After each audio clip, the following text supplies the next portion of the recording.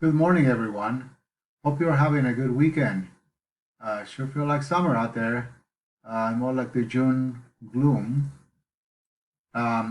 This is the first week of our class, and we usually send an announcement at the beginning of the week, letting you know what's coming up for the week. So here we go.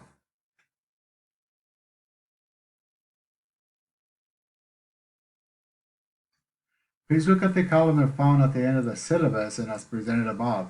Here's where you'll see the topics being covered this week. Two new chapters of the equivalent of 2 weeks of work. Please pay attention to the due dates for the various activities, assignments, and exams. You also will find reminders of when assignments are due on the calendar of Canvas.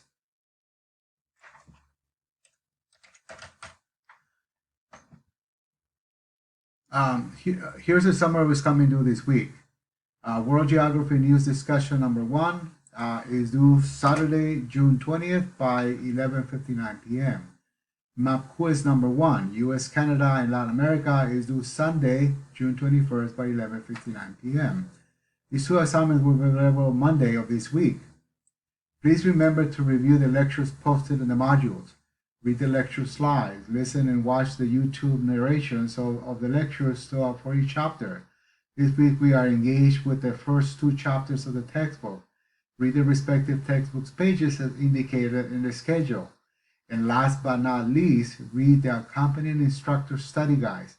The study guide is a condensed version of the textbook. Think of it as the words the professor will speak in a face-to-face class while he lectures. In an online course, you are required to log in on Canvas on the first day of classes, just like you are supposed to show up to class on the first day in a face-to-face class. Failure to sign in on the first day is like not showing up on the first day of classes. If you do not sign in on the first day of classes, you may be dropped from the course. I monitor closely your activity in the course, and this is how I take attendance in an online course. The class is full and with many people on the wait list. To check in the first day to see if there are going to be any drops or probabilities of that.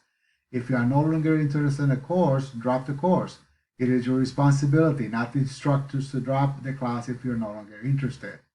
Have a great rest of the weekend, and we'll see you online.